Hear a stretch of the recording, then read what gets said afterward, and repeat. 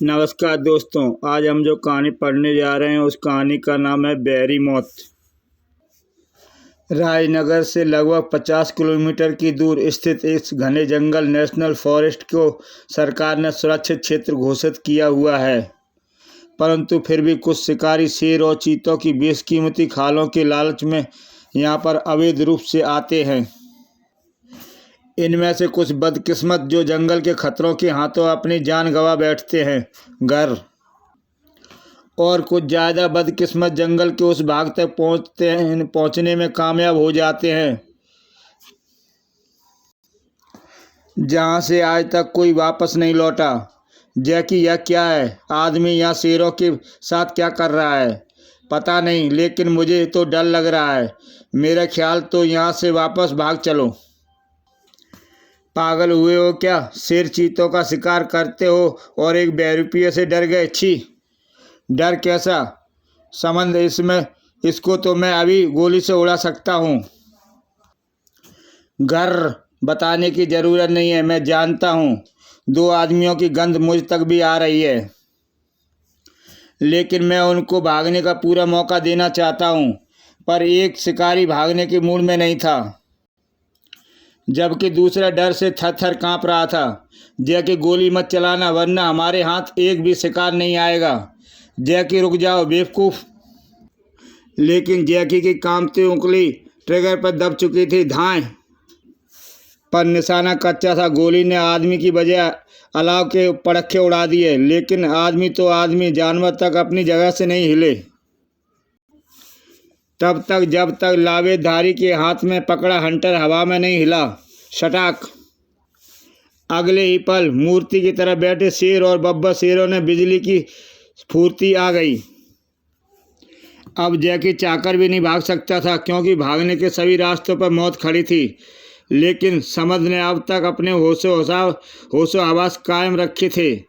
उसने अपनी राइफल तानी और ट्रिगर दबाने पाने से पहले ही राइफल हवा में उछल गई।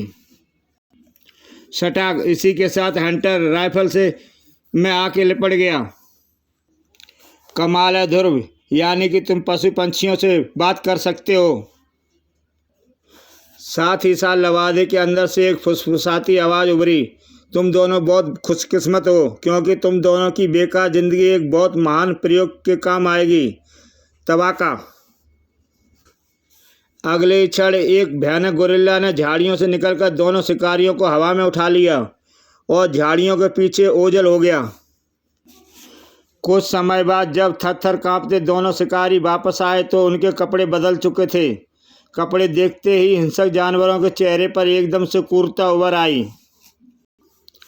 और फिर शिकारियों की दर्दनाक चीखों से जंगल गूंजने लगा। आह, प्रयोग सफल हो गया। हा हा हा, मैं कामयाब हो गया। बदला आओ। पालतू कुत्तों की तरह भूखे शेर अपने मालिक के पीछे पीछे जंगल छोर की तरफ बढ़ने लगे। अब उनके रहने की जगह पर हड्डियों के ढेर और गिद्धों के अलावा और कुछ नहीं बचा था। दूसरी तरफ राजनगर में जिंदगी चहल पहल से भरपूर थी। अभी और कितना समय लगेगा रमजान भाई? कम से कम 2 महीने, ज़्यादा भी लग सकता है। जानते हो ध्रुव, उस बूढ़े ने हमारे PWD विभाग में 15 करोड़ की चोट पहुंचाई है। ऐसे 2-3 और होते तो भाई मैं तो चांद पर जाकर रहने लगता। तुम तो मजाक करने लगे, वरना मैं जानता हूं कि खतरों से खेलने में तुम किसी से पीछे नहीं हो। देखो ध्रुव, यह चिड़ियों का झुंड अचानक कहाँ से आ रहा है? क्या भूकंप आने वाला है? ध्रुव ने ऊपर देखा। आकाश के पूर्वी छोर से हजारों चिड़ियां इधर ही आ रही थीं। अगले ही पल ध्रुव के गले से एक कांपती चहचहाहट निकली। ची ची ची, और जवाब में झुंड के आगे उड़ रही एक चिड़िया तेजी से नीचे उतरी। ची ची ची ची। ओह कमाल ध्रुव, यानी कि तुम पशु पंछियों से बकाई बात कर सकते हो। हर पशु पंछी की बोली मैं नहीं समझ पाता, लेकिन अधिकतर पशु पंछियों से मैं बातें कर सकता हूँ, क्योंकि मैं इन सब के साथ ही पला बड़ा हूँ। अच्छा, तो ये बताओ, ये चिड़िया क्या कह रही थी? यह कह रही थी कि शेर आ गए हैं। ओह, यानी चिड़ियाघर में कोई नया शेर आया है? नहीं रमजान, चिड़ियाँ शेरों की प्रवृत्ति पहचानती हैं। यह जिन शेरों की बात कर रही वे शिकार पर निकले जंगली शेर हैं। लो, तुमने शिकार की बात की और यहाँ लंच का सायरन बजा। आओ, आज यहीं लंच करो। चलो भाई, आज फ्री का खाना ही सही। इसी वक्त राजनगर के पूर्वी हाईवे पर एक वैन तेजी से राजनगर की तरफ बढ़ रही थी। तभी ड्राइवर ने कुछ देखा। ओह, ये तो देहाती तो बीमार लगता है, शायद अस्पताल जाना चाहता है। कहो भाई, कहाँ जाना चाहते हो? ड्राइवर की पूरी होने से पहले ही देहाती ने चादर उतार फेंकी और ड्राइवर को कुछ समझ पाने से पहले ही उसकी गर्दन एक शिकंजे में कस गई। कुछ मिनटों बाद ड्राइवर का निष्प्राण शरीर हवा में झूल रहा था। हाँ, तबाका, तेरा तो खाने का इंतजाम हो गया। और मेरी गाड़ी का? वैन एक बार फिर तेजी से राजनगर की तरफ बढ़ने लगी। अब सबसे पहले मुझे एक गुप्त जगह से अपना कुछ सामान लेना है और उसके बाद हम अपना खेल शुरू करेंगे। इसी वक्त ध्रुव ने इस गुत्थी को सुलझाने की कोशिश कर रहा था। शेर आ गए हैं क्या? क्या अर्थ हो सकता है? क्या बात है ध्रुव, तुम इतने परेशान क्यों हो? कुछ नहीं पापा, बस यूं ही। बिना परेशान हुए इनका खाना कहाँ पचता है पापा। अरे श्वेता, तू कहाँ आ रही है और तूने यह क्या पहन रखा है? मैं डिपार्टमेंटल स्टोर से आ रही हूँ पापा, और यह ड्रेस आजकल का लेटेस्ट फैशन है। इसको हर स्टोर वाले ध्रुव क्रेज कह कर बेच रहे हैं। मैंने तो सिर्फ भैया का दिल रखने के लिए पहना है, लेकिन पूरे शहर में तो इसका बुखार चढ़ा है, बुखार। इस शहर के लोग बड़े बेवकूफ़ हैं ना मिस्टर ध्रुव। तारीफ के लिए धन्यवाद मिस्टर श्वेता। अब तक आपकी जुबान थोड़ी थक गई होगी, उसको ज़रा आराम देगी। ओह, सच्चाई तो कोई सुनना ही नहीं चाहता। मैं तो चले इस कूड़ा ड्रेस को वापस करने। जो पैसे वापस मिले उससे एक टैप खरीदना मत भूलना अपने मुंह में चिपकाने के लिए। ओह, इसके जाते ही कितनी शांति हो गई। अब बताओ ध्रुव, तुम क्या सोचकर इतने परेशान हो? मैं एक चिड़िया की बात सुनकर परेशान हूँ। उसने कहा है कि शेर आ गए हैं। इसका क्या मतलब हो सकता है? नेशनल फॉरेस्ट यहाँ से ज़्यादा दूर नहीं है बेटे। हो सकता है कोई शेर भटकता हुआ शहर तक आ गया हो, लेकिन इसमें चिंता की क्या बात है? यह काम हम पुलिस वालों पर छोड़ दो। वह चिड़िया एक से ज़्यादा शेरों की बात कर रही थी पापा, और शेरों का झुंड कभी रास्ता नहीं भटकता। सच पूछिए तो शेरों का झुंड में चलना ही एक आश्चर्यजनक बात है। खैर, सोचने से कुछ नहीं होगा। पता नहीं क्यों, लेकिन मुझे किसी भीषण खतरे का आभास हो रहा है। आज ही राजन खामोश रहे। वे जानते थे कि ध्रुव के आवाज़ कभी गलत नहीं होते। दूसरी तरफ शहर में ध्रुव क्रेज बकाई छूत की तरफ फैला हुआ था। आज तो मज़ा आ गया श्वेता। आज पहली बार हम सब लोग एक ही ड्रेस पहने हुए हैं, और यह पोशाक स्कूल यूनिफॉर्म नहीं है। करेक्ट। तेरे भैया की कलर चॉइस की तो दाद देनी पड़ेगी। ये दाद खाई अपने ही पास रखो, मेरे भैया को इसकी ज़रूरत नहीं। अच्छा, अब अपने अपने घर जाना है या नहीं, या यहीं पार्क में सोना है? अरे बाप रे, बात करते करते 7 बज गए। भागो, मेरी मम्मी ने तो डंडे को तेल पिलाना शुरू कर दिया होगा। पार्क में भी सन्नाटा हो गया है। वह बछड़ा रास्ते में क्या कर रहा है? वह बछड़ा रास्ते में कितने आराम से बैठा हुआ है। हाँ, लेकिन उसकी खाल का रंग इतना पीला क्यों लग रहा है? क्योंकि यह बछड़ा नहीं है भोलूराम।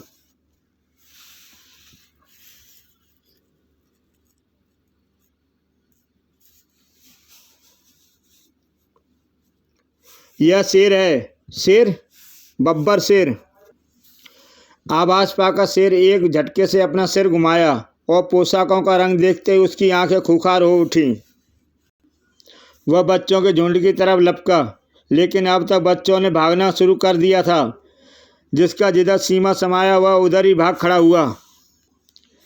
शेर भी कुछ पलों तक अपनी जगह पर रुका रहा, क्योंकि उसको यह समझ में नहीं आ रहा था कि उसका शिकार कौन सा है। मुझे किसी भी कीमत पर अपने दोस्तों की जान बचानी है। इसके लिए मुझे शेर का ध्यान अपनी तरफ खींचना होगा। ओह, अब तक बिजली की फुर्ती से भाग रहे सारे बच्चे नज़रों से ओझल हो चुके थे। अब शेर के सामने सिर्फ एक शिकार था। और अब वो भ्रमित नहीं था। मेरे सारे दोस्त अब सुरक्षित है। अब मुझे शेर से निपटना आता है। श्वेता का हाथ अपनी बेल्ट में छुपे अल्ट्रासोनिक यंत्र पर पड़ा और उसमें से निकलकर अल्ट्रासोनिक तरंगें हवा में तैरने लगीं। हम मनुष्य इन तरंगों को नहीं सुन पाते, परंतु कोई भी पशु अल्ट्रासोनिक तरंगों को सहन नहीं कर सकता। पर शेर तो बढ़ता ही आ रहा है, यानी इस पर इलेक्ट्रिक तरंगों का कोई असर नहीं हुआ। तो श्वेता बिटिया, सिचुएशन कहती है कि भागो। अगले ही पल श्वेता ने एक तरफ भागना शुरू कर दिया, दहाड़। लेकिन भूखे शेर से पीछा छुड़ाना आसान नहीं होता है। इस दृश्य को दो जोड़ी आंखें बड़े गौर से देख रही थी। हा, देखा तवाका, हमारे पालतू शहर के वातावरण में भी अपनी ट्रेनिंग को नहीं भूले। लेकिन दूसरी तरफ भी घटनाएं तेजी से घट रही थी। ध्रुव भैया, हुफ भैया, अरे बंटी तुम, क्या हुआ? श्वेता ठीक तो है ना? फिर वह बच्चा हाँफते हुए ध्रुव को सारी बात बताता है। अरे यह तो बेहोश हो गया, क्या हुआ? बंटी बेहोश हो गया मम्मी, तुम इसे संभालो, मैं अभी आया। लेकिन सुनो तो ध्रुव, लेकिन ध्रुव इस समय तक सड़क पर पहुंच चुका था। शेर के सामने श्वेता, वह डरपोक तो शेर को देखते ही बेहोश हो गई होगी। हे भगवान, मेरे पहुंचने तक उसकी सुरक्षित रखना। श्वेता को इस समय दुआओं की बहुत सख्त ज़रूरत थी। ओह, सामने तो रास्ता बंद है, यानी अब मुझे शेर का सामना करना ही पड़ेगा। श्वेता ने तेजी से इधर उधर देखा। अब मुझे सिर्फ एक ही चीज़ बचा सकती है, यह लोहे की ग्रिल उठाकर श्वेता जब तक पलटी गर्र, तब तक मौत छलांग मार चुकी थी। उसी क्षण श्वेता के दोनों हाथ हवा में उठे और लोहे के दो नोकीले तेज अपने निशाने पर जा धंसे। दर्द से दहाड़ते शेर ने अपना भारी पंजा हवा में लहराया और श्वेता को बाजू खून से तर हो गया। शेर की चित्कार से आसपास का पूरा वातावरण गूंज रहा था। दाढ़, यह तो शेर की दाढ़ थी। भगवान, श्वेता का कुछ नहीं हो गया। ध्रुव की मोटरसाइकिल पार्क से कुछ गज की दूरी पर थी। तभी पागलों की तरह भागता एक अंधा और बदहवास शेर ध्रुव की मोटरसाइकिल से पूरे जोर से आ टकराया। ध्रुव उछलकर दूर जा गिरा। अरे तवाका, यह तो ध्रुव है, लेकिन हमारा शेर भागता हुआ क्यों आ रहा है? गाड़ी का दरवाज़ा खोलकर रखो जल्दी। उधर ध्रुव जब तक उठ पाता, भागता हुआ शेर पास की गली में मुड़कर गायब हो चुका था। और ध्रुव जब तक उठकर गली में पहुंचता, तब तक शेर गायब हो गया। लेकिन 1 मिनट, यह दूर जाती वैन की आवाज़, हवा में पेट्रोल की महक, अभी यहाँ से कोई वैन गई है। मैं शर्त लगाकर कह सकता हूँ कि वह शेर इसी वैन में बैठकर भागा है। लेकिन वह जाएगा कहाँ? उसको तो मैं ढूंढ ही लूँगा। अभी तो मैं देखूँ कि श्वेता किस हाल में है। और पार्क के कोने में, ओह, वह शेर का बच्चा भागते भागते भी एक पंजा मार ही गया। मुफ्त में आधा लीटर खून का नुकसान हो गया। तभी श्वेता, अरे ये तो भैया की आवाज़ है। अब तो बढ़िया सा नाटक करना पड़ेगा। श्वेता, तू ठीक तो है ना? अरे तू तो डर से कांप रही है। सर, शेर मुझे मारने सुबह आया था, मुझे बचा लो। डर मत, शेर भाग गया। चल घर चलें, आ। और फिर भागने का रास्ता ही नहीं था। मैं तो डर के मारे हिल भी नहीं पा रही थी। शेर ने मुझ पर छलांग लगाई, लेकिन उसका निशाना चूक गया और मेरी वजह बगल में रखी ग्रिलों पर जा गिरा। और फिर पता नहीं क्यों वो दहाड़ा और भाग गया। वह इसलिए क्योंकि उसकी आंखों में लोहे के नोकीले नेजे घुस गए थे बहादुर। लेकिन उसने भागते भागते तुम्हारे हाथ में पंजा भी मार दिया। इसलिए अब 2-3 दिन तक तुम्हारा घर से निकलना बंद। ओ मम्मी, और इन 2 दिनों में तुम सिर्फ आराम करोगी, सिर्फ आराम। यह बताओ श्वेता कि जिस समय शेर को तुम लोगों ने देखा, उस समय पार्क में और लोग थे या नहीं? हाँ, कुछ लोग थे भैया, लेकिन थोड़े से ज़्यादा नहीं। लेकिन शेर ने उन लोगों पर हमला नहीं किया। नहीं, हम लोगों को देखने से पहले तो वह गाय की तरह चुपचाप बैठा था। अब मुझे ये मामला थोड़ा थोड़ा समझ में आ रहा है। श्वेता की बात ने ध्रुव के दिमाग में खलबली मचा दी। आश्चर्य की बात है, शेर अवश्य पार्क में थोड़ी देर से बैठा होगा, लेकिन उसने पार्क में बैठे अन्य लोगों पर हमला क्यों नहीं किया? श्वेता के ग्रुप और अन्य लोगों में ऐसा क्या फर्क था जो देखकर शेर उत्तेजित हो उठा? जहाँ तक मैं समझता हूँ सिर्फ एक ही पोशाक का, मेरी पोशाक का। यानी शेर को मेरी पोशाक पर हमला करने के लिए सदाया गया था और श्वेता पर हमला इसकी जांच का एक अंग था। इंटरेस्टिंग। अब तो सारा मामला व्यक्तिगत हो रहा है, पर कुछ भी हो, इस मामले को यहीं ख़त्म करना बहुत ज़रूरी है, वरना इस शहर में फैला ध्रुव क्रेज कई बच्चों के मौत का कारण बन जाएगा और उसका कारण एक प्रकार से मैं खुद होऊंगा। अगले दिन इतना तो स्पष्ट है कि जो भी जंगली शेरों को शहर से लाया है, जंगल से लाया और शेरों को पूरी तरह छुपा कर रखा रहा होगा। इसलिए किसी पशु या पंछी ने मुझे कोई मदद नहीं मिल सकती। इसलिए शेरों की तलाश के लिए कोई नया तरीका अपनाना पड़ेगा। जो आदमी एक से ज़्यादा शेरों को यहाँ लेकर आया होगा उसे एक दिन कम से कम 70 किलो गोश्त ज़रूरत पड़नी होगी और वह गोश्त उसे दुकानों से ही मिल सकता है। ओह आइए ध्रुव भाई, आज हमारी याद कैसे आई? एक ज़रूरी काम आ पड़ा है खान भाई। यह तो मेरी खुशकिस्मती है कि आपके काम आ सकूं। कहिए क्या खिदमत करूं? खान भाई काम जरा टेढ़ा है। मैं शहर के उस गोश्त की दुकान का नाम जानना चाहता हूं जो एक ही ग्राहक को पिछले 2-3 दिनों से लगातार 70 किलो से ज़्यादा गोश्त बेच रहा है। अरे इसमें क्या दिक्कत है? इस शहर का सारा माल एक ही जगह से आता है, बकरा मंडी से। वहाँ पर चलकर इस बात का पता 2 मिनट में लग जाएगा। अरे कल्लू जरा दुकान संभालना, मैं बाहर जा रहा हूँ। हम सीधे मंडी के मुंशी के पास चलेंगे ध्रुव भाई, उसके पास हर खरीद बिक्री का रिकॉर्ड रहता है।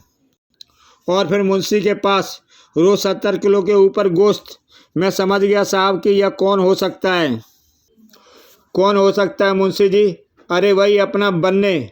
हाँ साहब, बन्ने ही होगा, क्योंकि पहले तो एक बकरा खरीद कर ले जाता था तो पूरे 4 दिन बाद ही मुंह दिखाता था, लेकिन इधर 2 दिनों से लगातार 3-3 बकरे खरीद कर ले जा रहा है पट्ठा। यह बन्ने कौन है खान भाई? मैं जानता हूँ, आइए मेरे साथ। बन्ने की दुकान शहर से बाहर जीटी रोड पर है। उसके ग्राहकों में गांव वाले ही ज़्यादा रहते हैं। यहाँ से दाहिने चलिए और फिर हाँ साहब, ऊपर वाले की इनायत से बिक्री तो बढ़ गई है। आजकल रोज़ सवेरे एक ग्राहक आकर पूरे 2 कटे बकरे खरीद कर ले जाता है और खड़े नोट दे जाता है। वह कौन है? कैसी शक्ल है उसकी? कहाँ रहता है वह? शक्ल तो साहब हम नहीं देख पाए। वह अपना चेहरा ना जाने क्यों ढक कर रखता है। लवादा भी पहने रहता है और एक बेंच से आता है। बेंच से? तब तो यह वही आदमी है। किधर से आता है? वह गुदर गांव की तरफ से आता है। अभी आपके आने से आधा घंटा पहले ही तो आया था। शुक्रिया बन्ने जी, आपने मेरी बहुत मदद की है। खान भाई आप यहीं मेरा इंतज़ार कीजिए, मैं अभी आता हूँ। और फिर ध्रुव पूर्वी हाईवे पर गुदर गांव की तरफ बढ़ गया।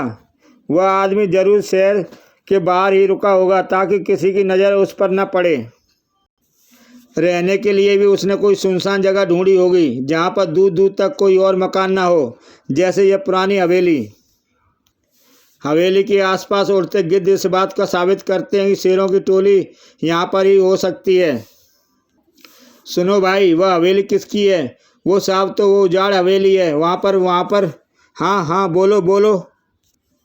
वहाँ पर तो सुना है कि भूत रहते हैं। भूत? तुम मानते हो भूतों को? पहले तो नहीं मानता था साहब, लेकिन पिछले 2-3 दिनों से वहाँ अजीब अजीब आवाज़ें आ रही हैं। कल रात को मैंने भी एक लवादा पहने भूत वहाँ पर देखा था।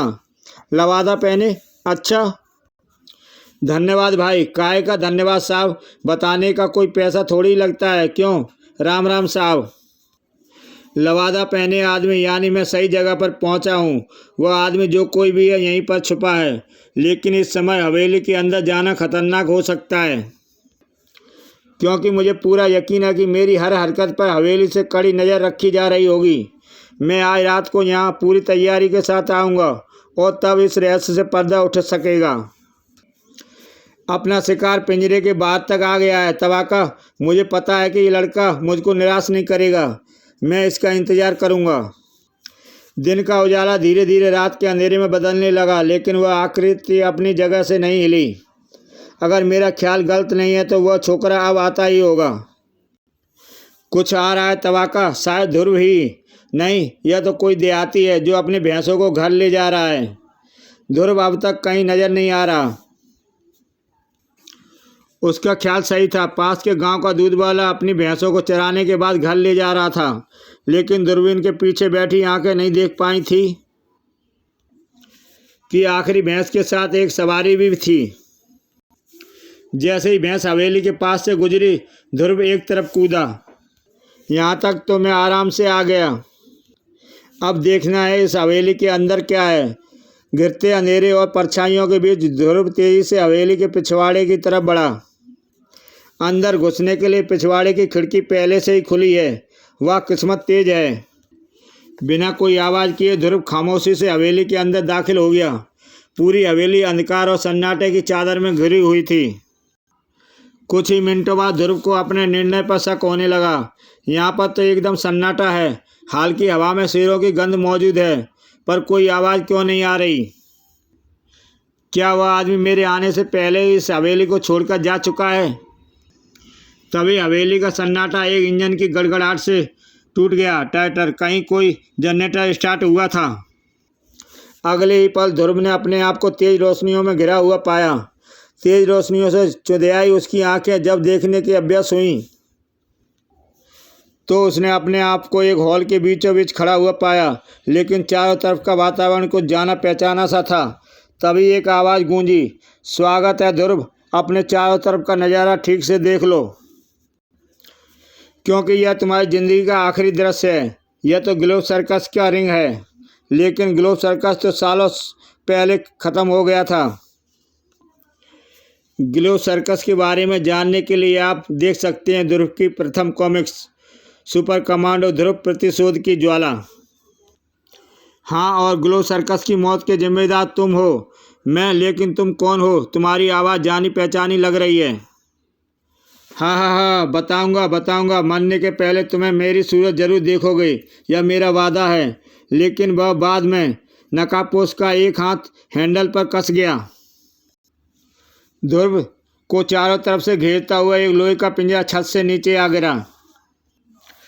पहचानो ध्रुव, पहचानो, यह वही पिंजरा है जिसका इस्तेमाल ग्लोब सर्कस में शेरों का आइटम दिखाने के लिए होता था।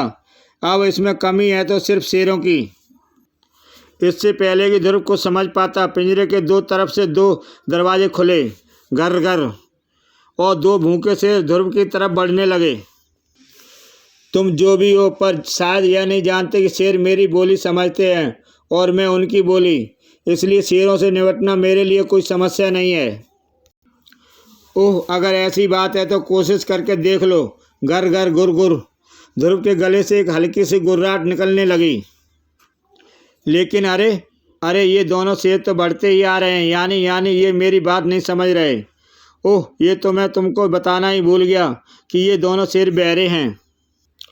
ये तुम्हारी बात नहीं सुन सकते और इनको खास तौर से तुम पर ही हमला करने के लिए सजाया गया है। पर घबराओ मत, तुमको बचने का पूरा मौका दिया जाएगा। ये लो, और अपनी रक्षा कर सकते हो तो कर लो।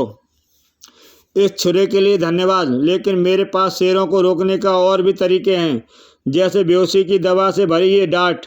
अच्छा हुआ कि मैं इसे परिस्थिति के लिए पहले से तैयार था। अगले ही पल ध्रुव का हाथ घूमा और डांट नज़दीक वाले शेर के बदन में जा धंसी। दाढ़, लेकिन दवाई की असर से शेर सिर्फ लड़खड़ाया और फिर आगे बढ़ने लगा। ओह, यह शेर काफ़ी ताकतवर लगता है। एक डांट का इस पर ज़्यादा असर नहीं हुआ, पर अब सोचने का वक्त नहीं है। मुझको इस दूसरी आखिरी डांट का इस्तेमाल भी इसी पर करना पड़ेगा। ध्रुव का हाथ तेजी से घूमा और एक दूसरी डांट भी लड़खड़ाते शेर के बदन में जा धंसी। बेहोशी की दवा की मात्रा दुगनी होते ही शेर धाराशायी हो गया, लेकिन ध्रुव को संभलने के लिए जरा सा भी वक्त नहीं मिला। दाढ़, क्योंकि दूसरा शेर ध्रुव पर छलांग लगाने ही वाला था। अब मुझको सिर्फ यही छुरा ही बचा सकता है, लेकिन क्या मैं इस तक पहुंच सकता हूं? ध्रुव ने एक कदम आगे बढ़ाया। अगले ही पल उसके पीछे हट जाना पड़ा। ओह, तब मैं छुरा नहीं उठा सकता। अब तो मेरे पास सिर्फ एक ही उपाय है, जिससे जरा सी भी चूक का अर्थ है एक निश्चिंत मौत। इससे पहले ही शेर कुछ समझ पाता, ध्रुव उसकी पीठ के ऊपर था और उसकी उंगलियां शेर की गर्दन पर फौलाद की तरह कसी हुई थी। शेर का दम घुटने लगा। ध्रुव पागलों की तरह ध्रुव गिराने की कोशिश करने लगा, लेकिन ध्रुव ने फौलादी हाथ शेर की गर्दन पर कसते ही चले गए। आखिरकार शेर का विशाल शरीर धड़ाम से जमीन पर आ गिरा। अब ध्रुव के पास वक्त बहुत कम था। अब सबसे पहला काम इस पिंजरे से बाहर निकलना है और यह काम यह छुरा करेगा। ध्रुव का हाथ हवा में घूमा और छुरा हवा में उठा। निशाना सच्चा था। पिंजरा वापस छत में सिमटने लगा। साथ ही साथ ध्रुव का बदन भी ऊपर उछला और नकाबपोश के कुछ समझ पाने से पहले ही ध्रुव और नकाबपोश आमने सामने थे। अब मुझे यह देखना है कि तुम कौन हो। ध्रुव ने एक ही झटके से नकाब को खींच लिया और एक भयानक चेहरा रोशनी में चमक उठा। ध्रुव एक पल में वह क्रूर चेहरा पहचान गया। जुविस को तुम? हाँ, पहचान गए। जुविस को कौन था? इसको जानने के लिए आप देख सकते हैं ध्रुव की प्रथम कॉमिक्स प्रतिशोध की ज्वाला। जुविस को तुम जिंदा हो? हाँ, लेकिन सिर्फ इसलिए ताकि मैं तेरी मौत का तमाशा देख सकूं। मैं जानता हूं कि तुम आज तक यही समझ रहे थे कि मुझे शेर ने मार डाला, पर नहीं। मेरे शरीर का लगभग आधा मांस खाने के बाद उसकी भूख शांत हो गई, लेकिन जैसे ही वो बाहर निकला उसे करंट लगा और बेहोश हो गया। मैं जब तक घसटता हुआ बाहर आता तब तक करंट खत्म हो चुका था। मैं किसी तरफ सड़क के किनारे पहुंचने में कामयाब हो गया। मेरी किस्मत से तभी वहां से एक भला आदमी कार से गुजरा। मेरी हालत पर तरस खाकर उसने मुझे हॉस्पिटल ले जाने के लिए अपनी कार में लाद लिया, लेकिन रास्ते में बेहोश हो गया। वह भला आदमी यह सोचकर घबरा गया कि मैं मर गया और इसी घबराहट में वह मुझे नेशनल फॉरेस्ट के बाहर छोड़कर भाग गया। जब मुझे होश आया तो मैं किसी जंगली कबीले के लोगों से घिरा हुआ था। वे मुझे अपने साथ अपने कबीले ले गए। उनके आश्चर्यजनक जड़ी बूटियों के लेप से मेरे घाव कुछ महीने में ही भर गए, लेकिन जो मांस शेर खा चुका था वह वापस नहीं आ सका। यह मेरा दूसरा जन्म था। शायद तुम्हारे प्रति घृणा ने ही मुझे जिंदा रखा था। ठीक होने के बाद मैं कबीला छोड़कर जंगल में और अंदर चला गया और वहाँ मैंने कबीले वालों की मदद से 3 शेर और पकड़े। अपने सर्कस के अनुभव और कबीले वालों की कुशलता से मैंने उन पर हमला करने की ट्रेनिंग दी और जब शेरों की ट्रेनिंग पूरी हो गई तो मैं उन सब को लेकर राजनगर चला आया, ताकि मैं तुमको वही मौत दे सकूं जो तुमने मुझको देने की कोशिश की थी और उसमें तुम नाकामयाब रहे। मुझे तुम्हारे साथ पूरी हमदर्दी है जुविस को, लेकिन अब तुमको मेरे साथ पुलिस स्टेशन चलना पड़ेगा। क्यों? क्योंकि पुलिस को अब तक उस व्यक्ति की तलाश है जिसने जुपिटर सर्कस में आग लगाई थी। हाँ, तो तुम यह समझ रहे हो कि मैं तुम्हारी बात मानने को मजबूर हूँ, लेकिन बेटे अभी मैंने अपना ट्रम्प का इक्का तो चलाया ही नहीं। तबाका। दरवाज़ा टूटने की आवाज़ सुनकर ध्रुव तेजी से पलटा और उसकी आंखें फैल गईं। तड़ाक! उसके सामने एक विशालकाय गोरिल्ला खड़ा था। घबराओ मत ध्रुव बेटे, यह गोरिल्ला बहरा नहीं है। तुम चाहो तो इससे बात कर सकते हो। यह मेरा मजाक उड़ा रहा है क्योंकि यह जानता है कि मैं गोरिल्ला की भाषा नहीं जानता। पहला बार मुझे ही करना पड़ेगा क्योंकि यह तो मुझको एक ही बार में ढेर कर सकता है। ध्रुव के वार का तबाका पर हल्का सा असर हुआ, लेकिन तबाका ने एक बार ने ध्रुव की सारी शंकाओं को सच सिद्ध कर दिया। इससे पहले कि ध्रुव संभल पाता उसका शरीर एक भारी बोझ के नीचे दब गया, लेकिन उसकी इच्छा शक्ति बरकरार थी। ध्रुव की ताकत हर पल कम होती जा रही थी। ध्रुव ने अपनी बची खुची ताकत समेटी और तबाका उछलकर पीछे जा गिरा। च्यां! एक गोरिल्ला को सिर्फ ताकत के बूते पर हरा पाना असंभव है, इसलिए अब ताकत के साथ दिमाग का भी इस्तेमाल करना पड़ेगा। गुस्से से पागल तबाका एक बार फिर ध्रुव की तरफ लपका, लेकिन ध्रुव ऐन वक्त पर तेजी से एक तरफ हटा।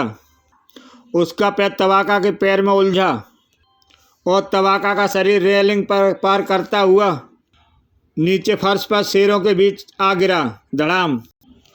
ध्रुव तेजी से कंट्रोल पैनल की तरफ लपका। उसने कंट्रोल पैनल का हैंडल दूसरी तरफ खींचा और तीनों जानवरों को लोहे के पिंजरे ने अपने घेरे में ले लिया।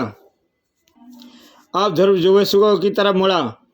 अफसोस जुवेस्को कि तुम्हारा ट्रम्प का इक्का भी किसी काम नहीं आया, लेकिन तुम यह मत समझना बेटे कि मैं बाजी हार गया, क्योंकि मेरे पास अभी हथियार और हैं। लेकिन ठीक इसी वक्त हवेली के एकांत कमरे में रखा पुराना जनरेटर अपनी पूरी क्षमता पर चलने के कारण काफ़ी गर्म हो चुका था। ऊपर अपने भगवान को याद कर ले बेटे, अब तेरी आखिरी वक्त आ गया है। अरे ये धुआं, लगता है जनरेटर। ध्रुव ने धुएं का पूरा फायदा उठाया और जुविस्की के हाथ से पिस्तौल छूट गई। अब तक आग भड़क उठी थी या क्या? अब तो भागने के अलावा और कोई चारा नहीं। जुविस्की तेजी से बाहर की तरफ भागा। ध्रुव भी जुविस्की के पीछे लपका, लेकिन एकाएक रुक गया। ओह, ये तो मैं भूल ही गया था, तीनों जानवर पिंजरे में बंद हैं और अगर उनको छोड़ा नहीं गया तो वे आग में झुलस कर मर जाएंगे। ध्रुव कंट्रोल पैनल की तरफ लपका। उधर जुविस्की भी सीढ़ियाँ लगभग उतर चुका था और तभी लोहे का घेरा खुल गया। दोनों शेर और गोरिल्ला तबाका भी अब होश में आ चुके थे। धुएं और आग के कारण तीनों जानवर क्रोधित और दहशत में थे और वे किसी पर भी हमला करने को तैयार थे।